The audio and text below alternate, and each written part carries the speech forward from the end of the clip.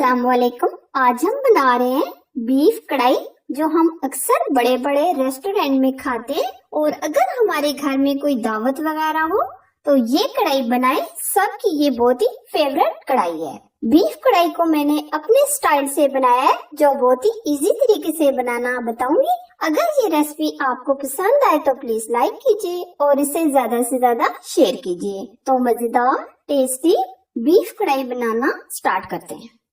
Beef कढ़ाई बनाने के लिए सबसे पहले हम 1 कप ऑयल का लेंगे। अब हम इसमें प्याज डाल देंगे 2 अदद। प्याज को हमने बिल्कुल बारीक चॉप कर लिया है।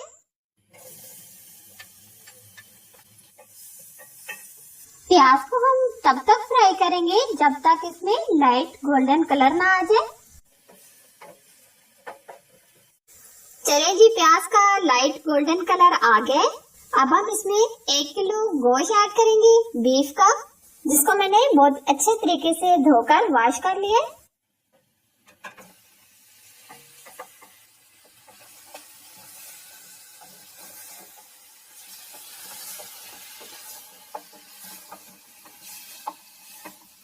हम तकरीबन इसको 10 मिनट अच्छे तरीके से भून लेंगे।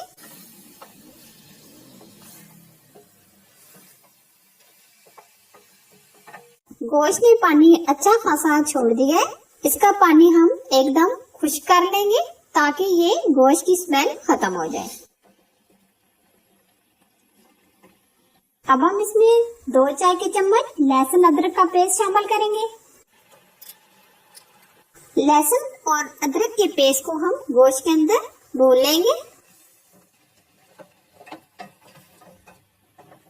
अब हम इसको तब तक भूनेंगे जब तक ये पानी खुश्क ना हो जाए। पानी इसमें से खासा ड्राई हो गया।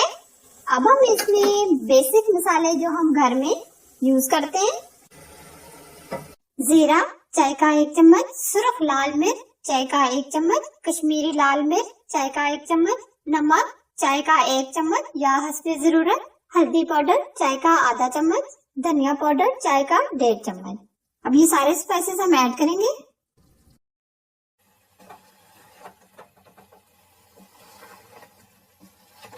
अब मसाले को हम बहुत अच्छे तरीके से भून लेंगे।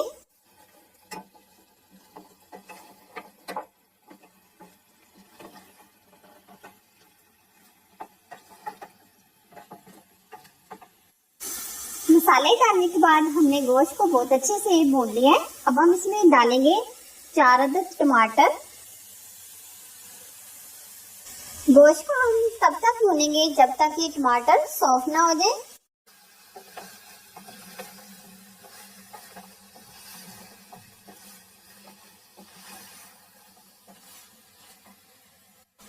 टमाटर हमारे गल गए, ये देखें।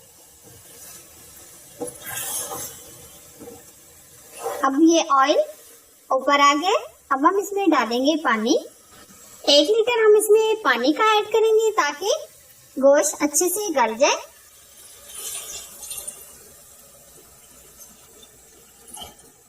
गोश्त काफी हद तक गल चुका है, लेकिन हमने इसमें 1 लीटर के करीब पानी ऐड किया है ताकि ये बहुत अच्छे से गल जाए। अब हम इसको ऊपर से कवर कर देंगे। 35 से 40 मिनट आंच बिल्कुल स्लो कर देंगे।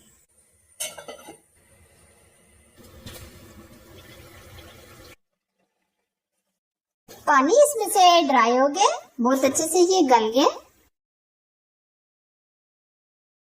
ये देखिए, बहुत अच्छे से गोश्त गल गया।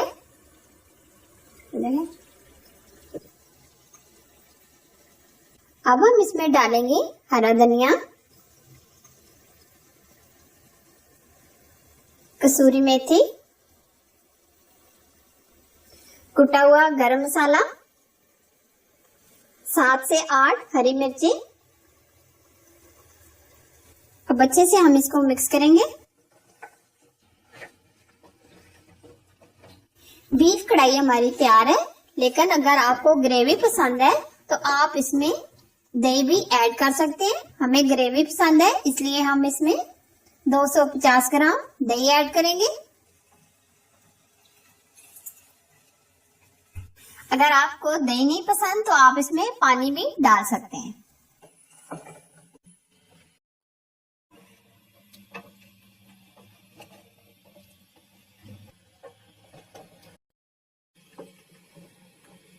اب ہم اس کو 5 منٹ مزید کوک ہونے دیں گے تاکہ اچھی سی گریوی آ جائے.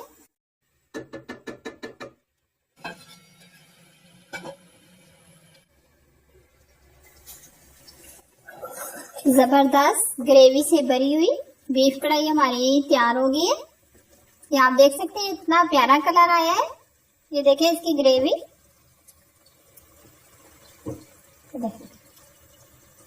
اب لاسٹ میں ہم ڈالیں گے کٹی ہوئی ادرک جولین کٹے. فلیم ہم بند کر لیں گے. اب یہ سرو کرنے کے لیے ایک دم ریڈی ہے.